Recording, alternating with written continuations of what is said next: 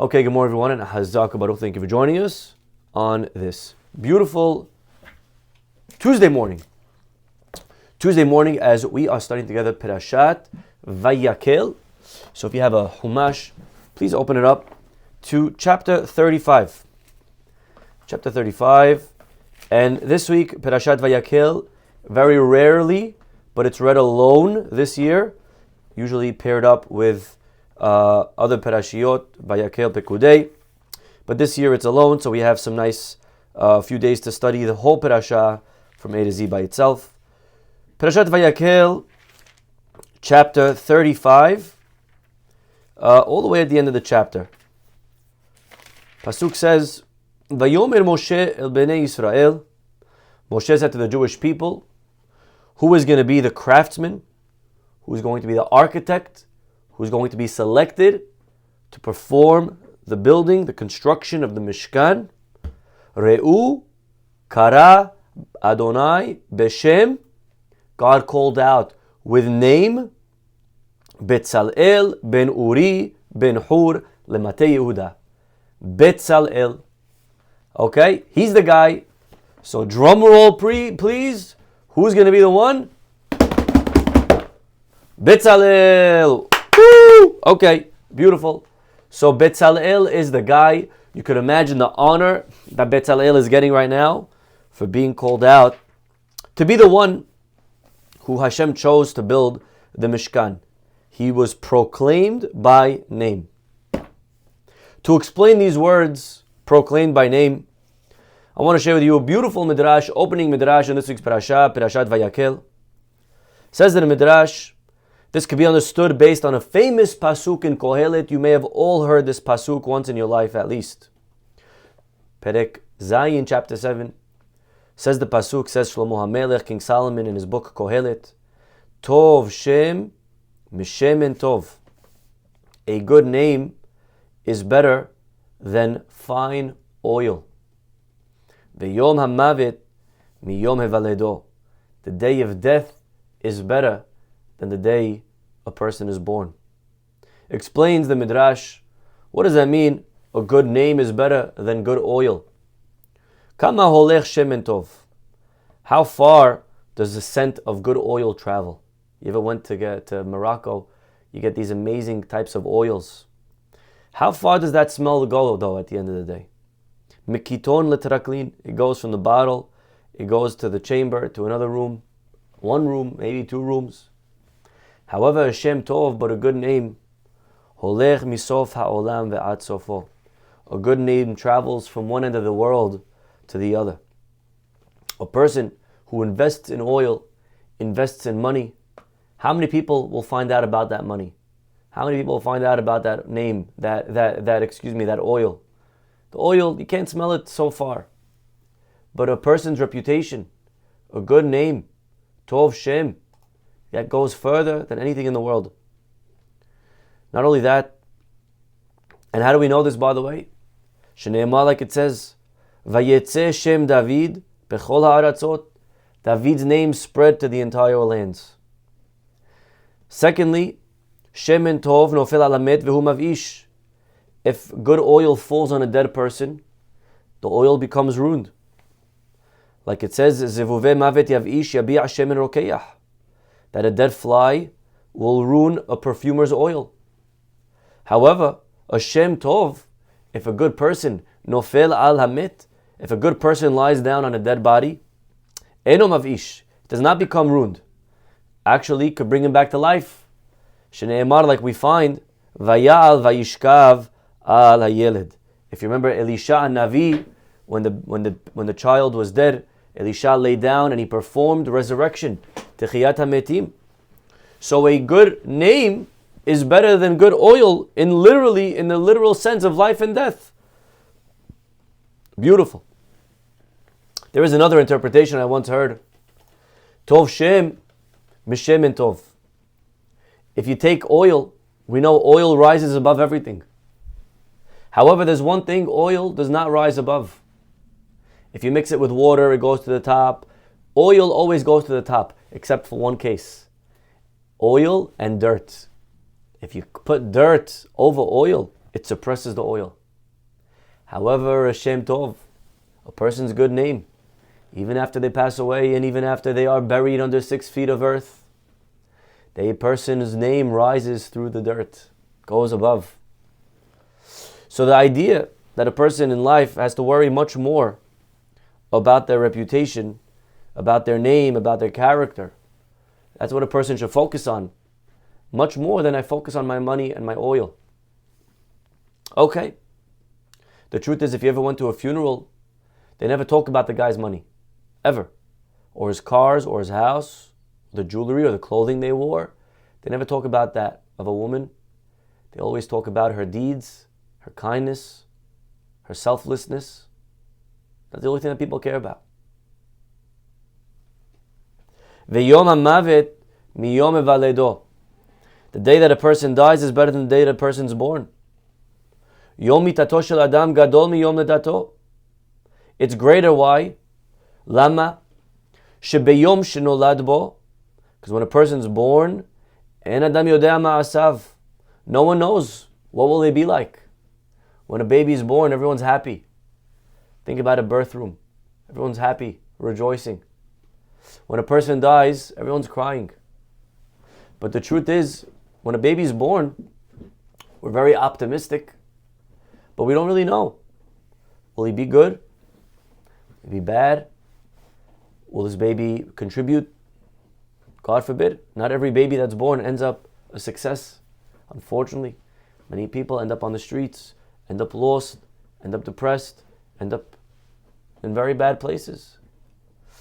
Addictions. So when a baby is born, no one knows what will be. Aval kshemet, person passes away. Modia ma'asav labriot, everyone sees actual, what kind of person they were. That's a beautiful thing. Heve, that's what it means. Yom ha'mavet miyom ha'valedo. Amar Rabbi Levi, says Rabbi Levi, let me give you a parable. Mashal lishtei sfinot. There were once 2 ships. Hayu porshot layam. That were set sail to the Great Sea. Ahat yotzet min halamin. One was departing from the seaport and heading out. V'ahat nichneset lalamin. One was actually returning back to the seaport. So you're giving a parable to 2 ships. One's going out to sea, one's coming back from sea. Which one is everyone rejoicing at? The ship that's going back, or the ship that's coming back? The ship's going out or ship's coming back? Well, look at the parable. Zoshe yotzet, the one that was going out, hakol hayus mehinba. Everyone gathered was rejoicing over its departure. Zoshe nichneset, the one that was returning, lo hayu hakos mehinba. Not everyone was rejoicing. There was one wise man. Amar, he said, fools, hilutve dvarim ani ro'eh kan. This is the opposite of what it should be like. Zoshi yotzed min halamin, lo hayu hakol tzrichim lismoach. The one that's going out, that no one should really be happy. Enan yodin be'ezeh perek hi omedet. We don't know what's going to be like. When a person travels, when they get on a plane, you're nervous. What's they going to be? Are they going to be safe? Are they going to get there safely? Are they going to arrive? We don't know. You're nervous when a flight takes off. No one applauds when the flight's taking off, right? When do they applaud? When the flight lands. So this wise man said, why is everyone happy when the ship's leaving the port? We don't know what's going to be. It's unknown. It's still in the air. It's only potential. What's going to be with the waves? There's water, there's wind. What it will encounter? We don't know. It's very scary. Vezo, the contrast to a ship that's returning. Nichneset lalamin. Really, everyone should be happy on that one. We know, nichneset b'shalom, that it returned in peace. It emerged from peace from the sea. So too, a person who's born is like entering the sea. When a person's born, they're entering the sea. Think about life. Life is like an ocean. Ocean is a very scary place. Ocean is waves. Ocean is deep. Ocean is cold. Ocean is endless. A person enters a world, they're like entering the sea. We shouldn't be happy when a person's born. We should be much happier when a person dies. That's the real attitude. You went to a funeral, you see the guy passed away, you see the impact, you see the tzedakah, it's a celebration.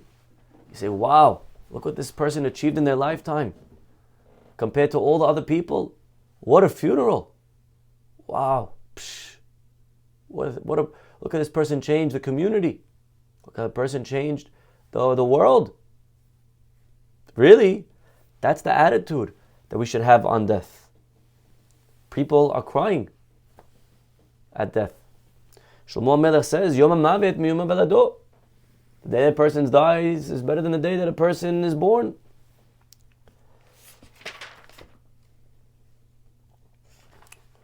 Similarly, when a person is born, every year he's getting closer to death. Right? You think about a birthday. What's a birthday? A birthday is really saying you're one day closer to your death. When a person dies, they're actually counting towards life, towards Tahiyyat HaMetim. So, the Midrash does continue. Eventually, it says, Tov Shem Mishem Tov. The name of Betzalel is better than the oil. That's where the Midrash is leading to all the way at the end.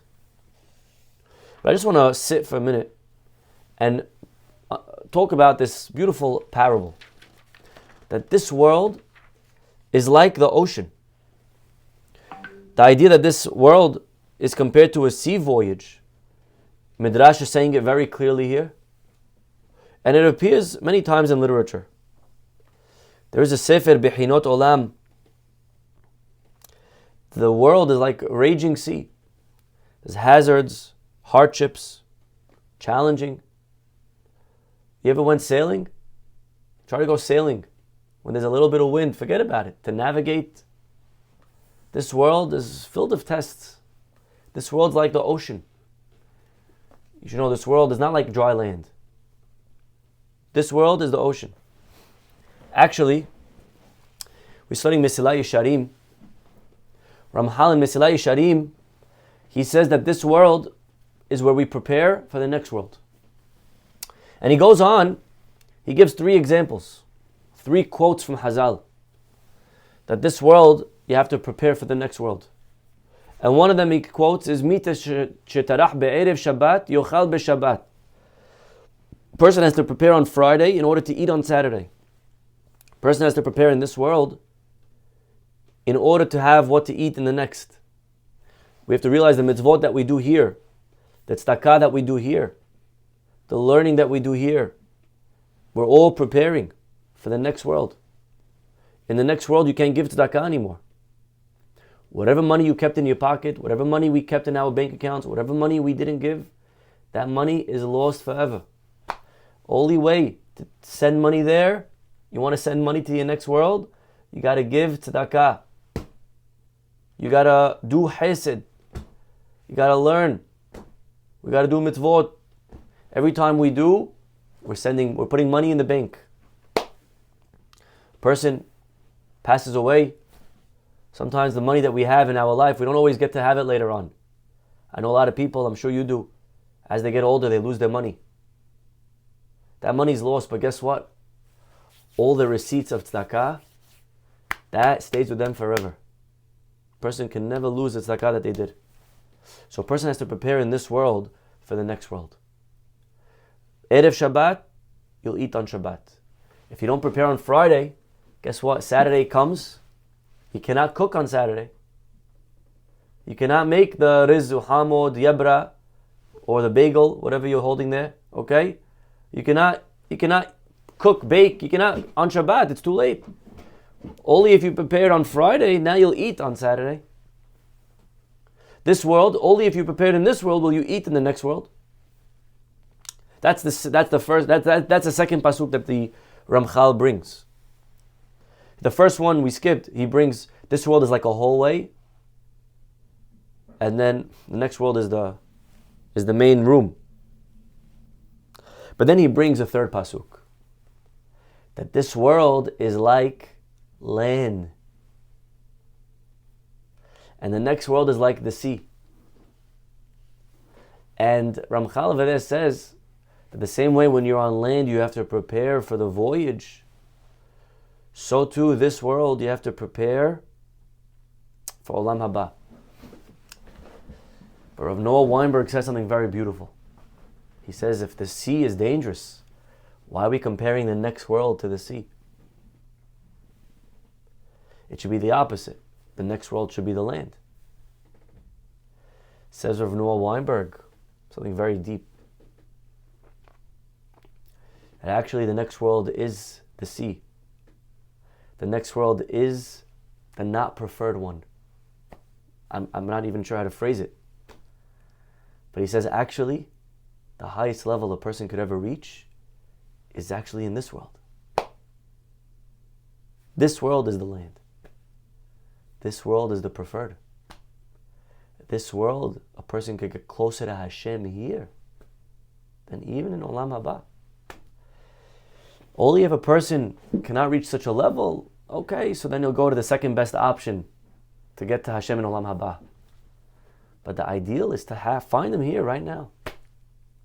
The tzaddikim did not want to pass away. The tzaddikim reach a level of connection with God in this world. This world is actually the prize. It has to be the correct version of this world. A lot of people have the fake world. But the real world, Moshe Rabbeinu didn't want to leave. No one wanted to leave, because you could reach actually a level of oneness with God here. And this is the highest level. It just reminded me what this midrash is saying, that the sea is a very dangerous place. And when people go out to the sea, it's a very scary thing. So either way, come back with me now to the midrash. In what way is this world like an ocean? A dangerous ocean? You should know that also the Gaon Mevilna, he says that the entire book of Yonah could also be understood al derech ha-remez. It's alluding to the Yonah is the soul, and Yonah goes out to sea on the ship. The sea is this world. The soul comes to this world. It's a metaphor for the human body, which brings the soul and travels from birth to death through this world. This world is the sea. And Nineveh is, right? It goes through the whole beautiful of the Gaon Mevilna. Definitely try to read it if you can. But what's the point of all of this? Says the Behinot Olam that this world is like the ocean. It's a scary world. Why so? Well, he says we know that the main pitfalls of this world are kin'ah, ta'ava, and kavod. Okay? What's kin'ah? Kin'ah is jealousy. Ta'ava, lust, cravings, desire. Kavod, honor seeking. Mishnah says in Pirkei Avot, chapter 4, Hakin'ah, ta'ava, v'hakavod, motzi'in et ha'adam min ha'olam. People that have jealousy, people that are consumed with jealousy, they don't have a life. They have a beautiful life, but unfortunately they don't even see it because they're so jealous. Instead of seeing their beautiful kids, they're seeing the other guy's kids. Instead of seeing their beautiful vacation, they're thinking about the vacation the other guy has. So sad. What kin'ah could do to a person. Could ruin a person's life. Ta'ava, addiction, craving. Ruins a person's life. Person is good. And then gambling, and drugs, and the alcohol, and the food, and the clothing. People have shopping addictions. People have addictions for things, and they lose everything because of it. Kavod, the person seeks honor. The person ruins their life because of honor. The person had a very good job, a very good career, but the ego, they wanted more than really what they were capable or ready for or deserved. They felt entitled. Ego gets to people. Says over here, the Bechinot Olam, something very powerful. When it comes to lust, En Adam met v'hatzi ta'avotav beyado. A person doesn't even die with half of his desires in hand. No matter how much we indulge, no matter how much we try, no matter how much we pursue pleasure, no matter how much we pursue wealth, we are never full. The Gemara says that the sexual drive, the more a person pursues it, the more they get thirsty, the more they want it. It's one of those cravings that it's like drinking salt water. You only get thirstier and thirstier. You cannot quench the sexual drive. Money, yesh lo mana rotze matayim. Person has one, wants two. Person makes the million, now they want the 2 million. Person got the new car, how long does that thrill last for? The new car. How happy do you feel? For how long? The new Hermes. How good do you feel? For how long does it feel good? Right? It's for a minute. It doesn't last long. All these ta'avot, ta'ava, person always wants more. That's like the sea, the ocean. Something very interesting, a phenomenon about the ocean, is that the ocean gets all the rivers flowing into it. But the pasuk says in Kohelet, very powerful pasuk, Kohelet chapter 1, pasuk 7. Look what Kohelet says. Kol hanehalim holchim el hayam. All the streams flow into the sea. Vehayam enenu maleh. Yet the sea is never full. Shlomo HaMelech, the same author, the same book that he writes, Tov Shem Shem and Tov. Shlomo HaMelech says that all the streams flow into the sea, and yet the sea is never full. A person who's always chasing ta'ava, you should know you're never going to get there. You'll never be full. It's like the sea. It's like the ocean. That's the first pitfall. Ta'ava. The second pitfall is kavod, honor. Person's looking for kavod, for honor. What does it come from? Obviously, his ego, from arrogance. This is symbolized by the waves. Each wave tries to... You ever saw the waves? The wave tries to rise as high as it can. It tries to get high. But what happens when you try to get too high? Every wave, without fail, comes crashing down. An arrogant person can build themselves. They can try to go higher and higher and higher. But like the pasuk says in Tehillim, "Befroach resha'im kemo esef." If you see the rasha, the arrogant person, who's going up and up and up, leishamedam ade'ad, it's only one day going to lead to a bigger fall, to a bigger crash. We just read a story about Haman. Haman was very arrogant, tried to outdo the king, tried to outdo everyone. Let his kavod. Look at Haman. Guy's not bowing down to me. How dare he? What happened to Haman? Haman went up and up and up, only to hit his death. Leisha medam. So this world, this was like the sea for kavod as well. And thirdly, jealousy. Person's caught up, constantly striving to get what the other guy has, to catch the guy in front of him. When you're in the 5-digit league, you're trying to get to the 100,000 guy. You finally make 100,000, you're trying to get to the 500,000. Then you're trying to get to the guy in your company who's making the CEO. And then you're jealous of the million. And then you're jealous of the 5 million. And then you want the lady that has the jet. And then you want to be like the one that's traveling 5 times. And then you want to be like... and we're always chasing the person in front of us, trying to take them over, to outdo the neighbor. They threw a wedding in south of France. I'm going to throw a wedding in the north of France. I'm going to throw a wedding in all of, I don't know, whatever. I don't know how you outdo the south of France, but whatever it is. Oh, they got that DJ. Okay. Well, guess what we're getting for our wedding, honey? Guess what we're doing for his bar mitzvah? Right? The person's always looking to do more than the people around them. This is very nicely symbolized by the waves. Each wave is trying to catch the wave in front of it, to overtake the wave that came before. So this is one of the parallels that he says between the sea and the challenges of life.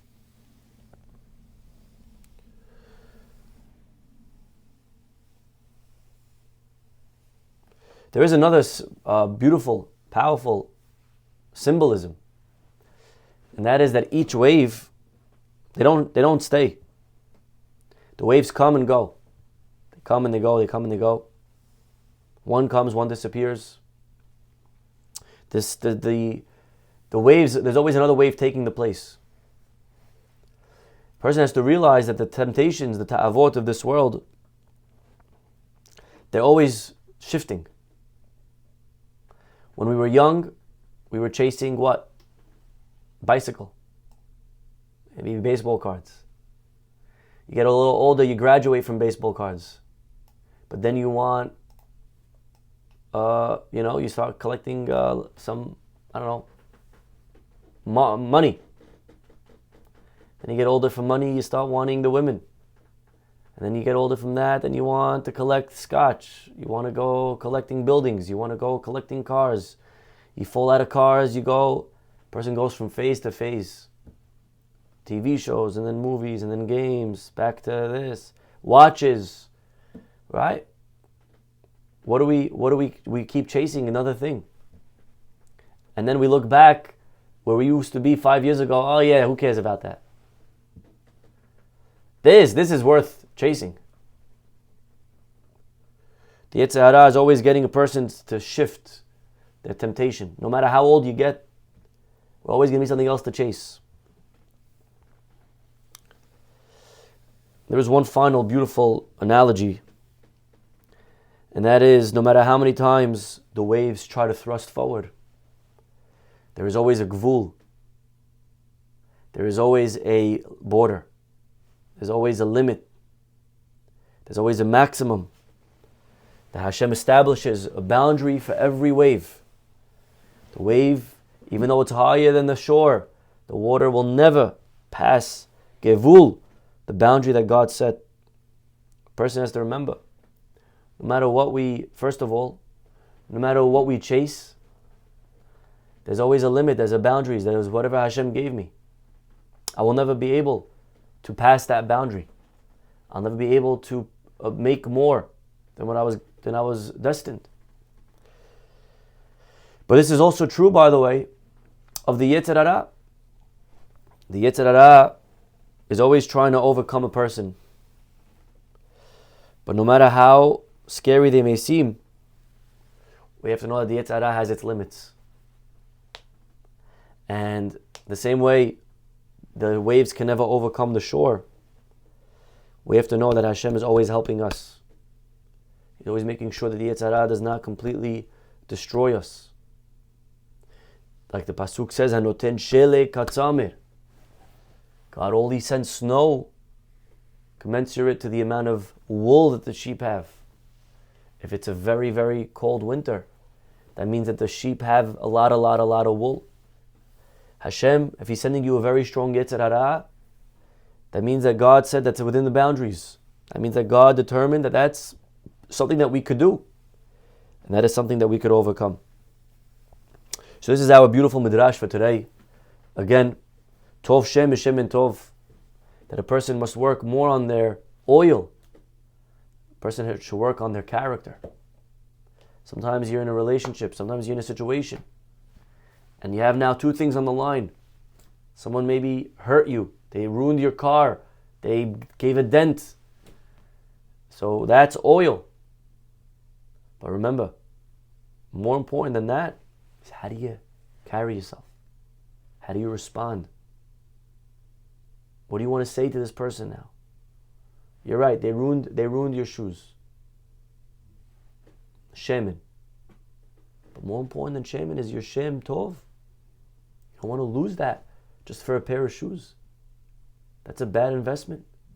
That's a bad deal. You're trading something for lesser value. Tov shem shemin tov. Yom mavet, yom valedo. We should always be able to prepare. So this way, all the potential that we were born with, we would be able to have actualized B'yom HaMavet, on the day of death. And to finally remember that this world, we should view this world like a scary ocean, like the sea. In the same way the sea has the waves, in the same way the sea has the kin'ah, ta'ava, and kavod, and all of them are the pitfalls of life. We have to make sure to learn to remain in our lane, not to look at other people, and to remember that the temptations are never ending. Okay, we'll stop over here. Have a wonderful and blessed day, and hopefully we'll see you all tomorrow. Bye-bye.